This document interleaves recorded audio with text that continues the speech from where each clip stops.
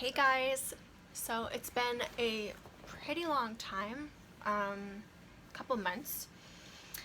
As most of you know, I gave birth to my son mid-February, and I think my last video was 2 weeks postpartum. So it's been a minute, and I just wanted to update you guys on what's going on with me and just kind of share with you what I've been experiencing in the first few months postpartum after baby. And basically it's been really tough. I have had, I'm still sober, but I have felt the temptation to drink several times, and it's been strong, the temptation, and it's been strong because I have a 2-year-old who is very high energy, and I'm exclusively breastfeeding my son, and you know, this whole coronavirus, being out of work, being home thing has also put a big stressor on everyone, and I just feel like it's been really challenging overall.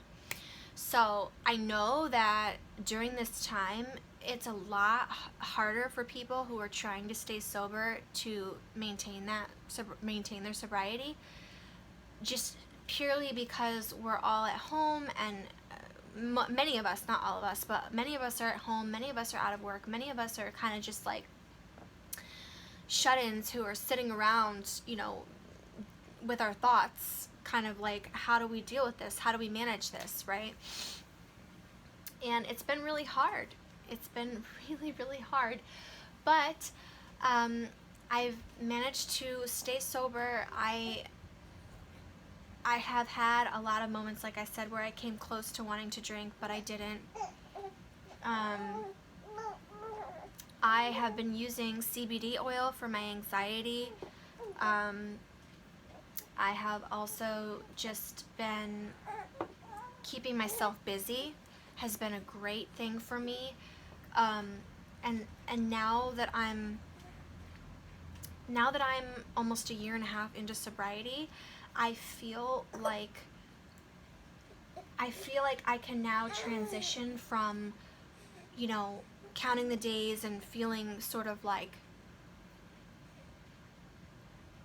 that build up, you know what I mean? Like, am I going to be able to keep this going? Am I going to be able to sustain this? Like, I feel like I'm past that, and I feel like now I can move into, you know, redirecting my energy a little bit. So rather than just being busy all the time, I feel like I can now start to calm that down a little bit and use my time more wisely. So, you know, sobriety, recovery, these are steps. I guess that was my point. These are steps, and so, you know, you have your initial phase of, this is really hard, I don't know if I'm going to be able to get through this, I don't know if I'm going to be able to not have a drink, you know, like so many of us go through, you know, that really tough beginning part. When you're able to get through, you know, 6 months to a year, when you're able to get through that part, I feel like you incrementally will hit milestones where you'll start to know that you can handle things that you couldn't before, you know. So now that I'm past the whole, you know, strong, intense temptation stage where I feel like I'm not desperate, you know what I'm saying? Like, I'm not desperate like I was, where I felt like I absolutely had to. There was no way. Like, you were definitely going to be stopping at the liquor store on your way home from wherever you were coming from and picking up, you know, whatever you wanted to drink. Like, you go from that being like a confirmed, like, this is happening because, like, I can't imagine any other way, to, okay, I can handle this. You know what I mean? Like, this is okay. Like, I still want to do this, but I can handle it a little bit better. And so much can happen in a year too. So just hang in there, you know, because you don't you don't know how great it's gonna be until you get through. You know what I mean? And I'm telling you, as someone who has like a year and, I don't know, 3 months or 4 months, a year and something, couple months under her belt, which isn't really that long, but I'm telling you, as someone who has this short time under her belt, that it gets better. It gets better, and you start to experience life in a different way. You start to see, oh, I don't need to drink to have a good time. I can go out and enjoy that without drinking.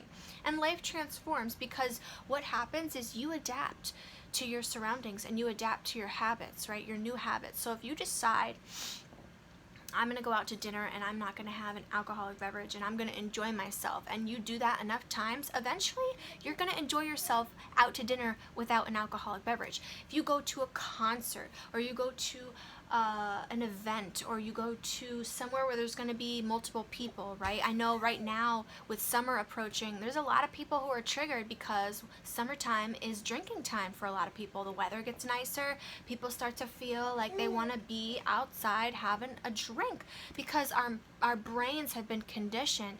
Just, our lifestyle has been conditioned to enjoy that when it's really nice outside. Sorry, my baby's right here with me. So for a lot of us, that's very triggering, right? The summer months. So we have to learn how to get through these seasons without it, and just do it. Okay, I'm telling you, when I was going through a breakup several years ago, there was this guy that I worked with, a much older guy, and he was kind of like, the wise man that I would talk to sometimes. And I would be like, I got to break up with this guy, this and that, because we would talk sometimes. And he's like, give yourself a year. And I was like, what do you mean? He was like, it's going to take you a year to get over this guy officially. And I was like, what are you talking about, a year? Like, how do you know? There's this time limit on, like, how long it's going to take for me to get over this guy, right? And he was like, you have to get through all 4 seasons. And that really stood out to me, is that a year literally covers a full cycle, right? That's why it's so great if you can get through a year of sobriety, because it covers all the seasons, it covers all the holidays, it covers all the scenarios where you would be put in where there may be alcohol, right? So if you can power through, work parties, Christmas parties, Thanksgiving, Halloween, summertime, if you can get, through concerts, right? And you just rewire your brain and readjust everything up here to tell yourself, I don't need alcohol to have fun doing this, right? Because that's all it is. It's habitual. It's a mental, habitual thing. Your brain is just like, well, I've always done this with alcohol. I've always done this with alcohol. It's the same for people who smoke cigarettes, who are quitting cigarettes or anything, right? It's like you've just been so used to doing it a certain way. I'm used to grilling with a beer in my hand, some people would say. Or I'm used to, pre-gaming before we go to the casino. Or, you know what I mean? Like, there's just, like, so many things that involve alcohol out of habit, is my point. And so I feel like we just need to get through those things without it at least once, just power through, and hopefully that will be a game changer for a lot of you. But I just wanted to mention that. So I am still sober. I definitely still think about wine all the time, especially lately. I'm not gonna go and drink it, but I do definitely still think about it when I'm feeling particularly like at my like peak like stress, like when I'm like maxed out, full capacity. I'm like I've gotten so ready to tell my boyfriend. I've been like, oh my god, I wanted to drink wine tonight. I almost told you to pick up wine on the way home or whatever, because it's just like, it's so intense. Life is so intense now more than ever. Life is so intense, and it's so normal to feel like you just don't want to feel it. Obviously, we don't want to feel the intensity of these emotions that so many of us are going through right now with what's going on in the world, especially.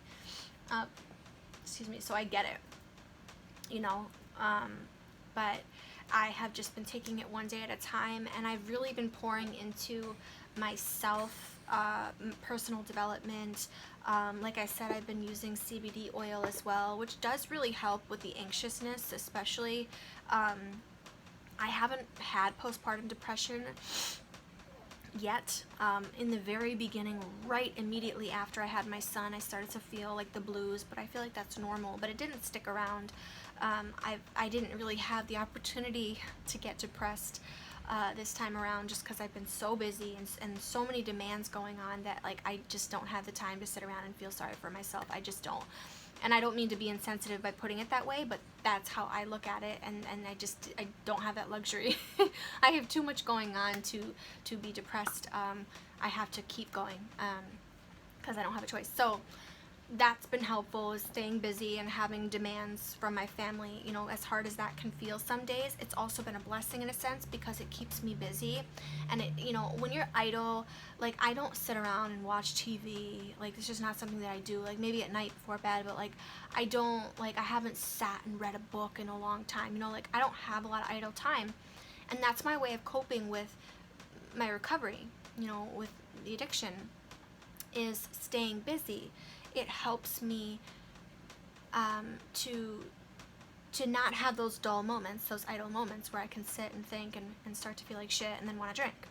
So that's where I'm at right now, is transitioning out of busy, mindless busyness to let's slow this down and deal with this. You know what I mean? Because that's ultimately what we all need to do, is slow shit down and deal. And it's hard.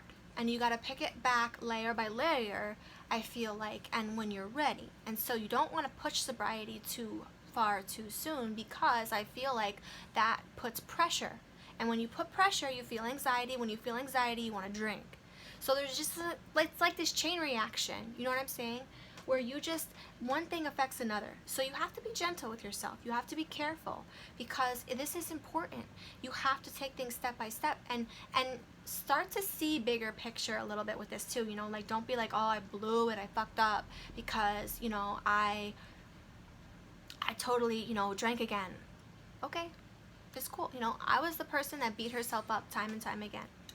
You cannot do that. Okay? Because this failure, disappointment mentality is going to make you feel worse. When you feel worse, you're going to want to drink. So you have to really just be good to yourself. Be good to yourself. And this is where a lot of alcoholism stems from, is this feeling of like self-hatred, or like, you know, this I don't like me, or I feel anxious and I feel like I'm doing something wrong all the time. You know, like there's so many things. But that's what it really was about for me. I don't want to make this video too long, because I have trouble uploading very long videos to YouTube, especially as of late. So I'm going to leave that here, but I do want to stay in touch with you guys. I wanted to update you on what's going on with me, and I really appreciate all of you commenting and just sharing with me, you know, what you're going through. And I read and like every comment, if not reply to every comment, and I love you all very much. So stay in touch, comment, let me know how you're doing. If you're sober, if you're not, if you're feeling like you want to be but you're struggling really hard, let me know. I'm here for you. And let's stay in touch, okay? Until next time, bye guys.